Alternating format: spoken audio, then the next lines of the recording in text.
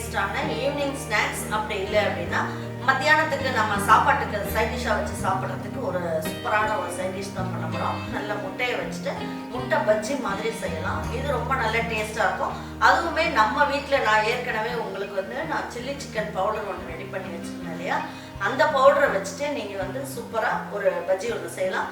யாராவது ஒரு கெஸ்ட்டு வராங்க அப்படின்னா இதை நிமிஷத்துலேயே செஞ்சிடலாம். இதை எப்படி ஈஸியாக நல்ல டேஸ்ட்டாக எப்படி பண்ணலான்றதை பார்க்கலாம்.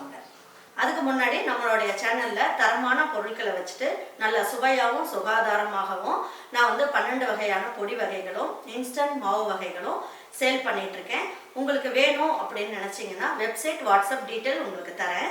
அதில் ஆர்டர் பண்ணிங்கன்னா கொரியர் மூலியமாக உங்கள் வீட்டுக்கே உங்கள் வீடு தேடி வரும். அந்த பொருட்கள் எல்லாம் நல்ல சேஃப்டியாக உங்களுக்கு வரும். அதுக்கப்புறம் அதை நீங்கள் செஞ்சு பார்த்துட்டு நல்லா சுவைச்சு பார்த்துட்டு உங்கள் பிள்ளைங்களுக்கெல்லாம் பிடிச்சிருந்தது அப்படின்னாங்கன்னா கமெண்ட் பாக்ஸில் உங்களுடைய கமெண்ட்ஸ் எல்லாம் சொல்லுங்கள். பாருங்க, இதுக்கு ஒரு 5 முட்டை போட்டுக்கலாம்.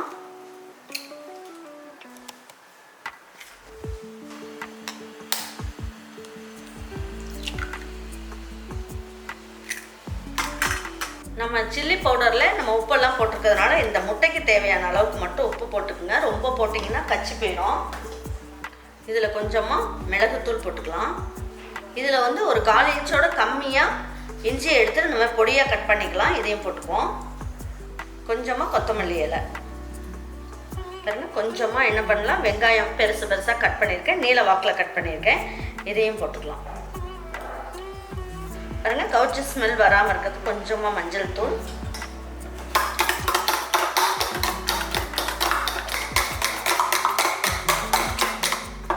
இந்த அளவுக்கு நல்லா முட்டையை நல்லா மிக்ஸ் பண்ணி வச்சிடணும்.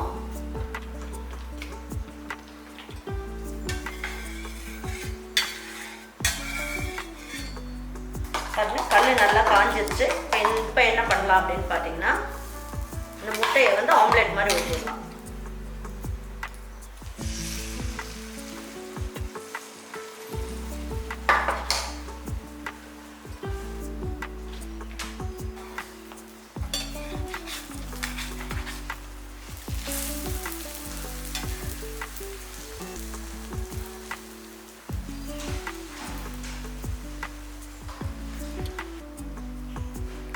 இப்போ நல்லா வெந்துருச்சு.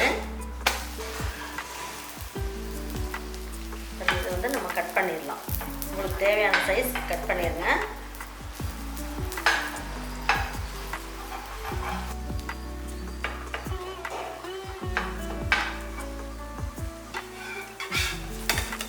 தனித்தனியாக எடுத்தோம்னா இது தனித்தனியாக நம்ம பிச்சு எடுத்துடலாம். கட் பண்ணிட்டோம் இல்லைங்களா, சூடாக இருக்கும் போதே இந்த மாதிரி கட் பண்ணி ஒரு தட்டில் எடுத்து போட்டுக்கலாம்.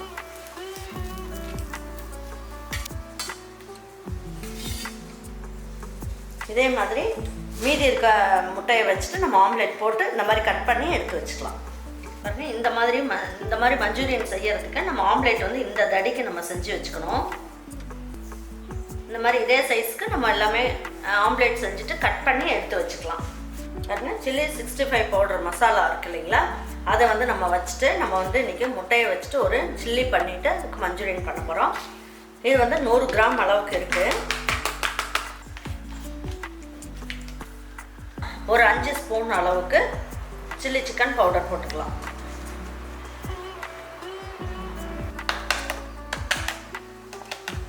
கொஞ்சம் நல்ல புளிப்பு சுவை வரணுங்கிறதுக்காக 2 ஸ்பூன் அளவுக்கு தயிர் சேர்த்துக்கலாம்.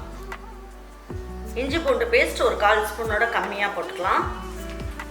கொஞ்சமாக தண்ணி ஊற்றிக்கலாம். நம்ம இந்த சில்லி சிக்கன் பவுடரில் நம்ம கலரிங்லாம் எதுவுமே சேர்க்கலை. இது வெறும் ரெட் சில்லி பவுடரோட கலர் மட்டும்தான். உப்பு காரம் வேணாலும் நீங்கள் கொஞ்சம் சேர்த்துக்கலாம். எனக்கு இந்த காரமே கரெக்டாக இருக்குங்கிறதுனால இந்த காரத்தோடையே நான் விட்டுறேன்.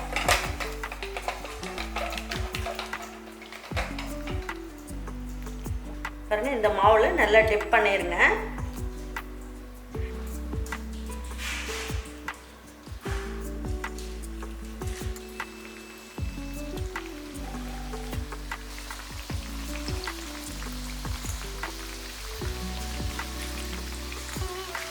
நான் கலர் எதுவுமே சேர்க்கல. உங்களுக்கு வேணும் அப்படின்னு நினச்சிங்கன்னா கேசரி பவுடர் கொஞ்சம் சேர்த்துக்குங்க.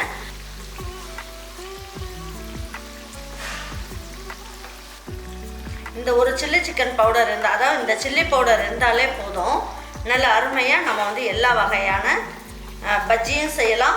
சில்லி சிக்கன், காளான் சில்லி, பன்னீர் சில்லி எல்லாமே செஞ்சிடலாம். ரொம்ப நல்ல டேஸ்ட்டாக சூப்பராக இருக்கும். பாருங்கள், நல்லா கிறிஸ்பியாக சூப்பராக இருக்குது. எண்ணெயும் எடுக்கலை.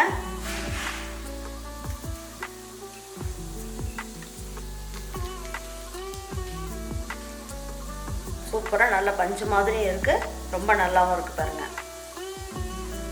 பாருங்கள், இதுக்கு கெச்சப் வச்சிட்டிங்கன்னா தொட்டுட்டு சாப்பிட்றதுக்கு ரொம்ப நல்லாயிருக்கும். வெங்காயத்தை வந்து நல்லா ஸ்லைஸ் பண்ணி வச்சிட்டிங்கன்னா சாப்பிட்றதுக்கு சும்மா அட்டகாசமாக சூப்பராக இருக்கும்.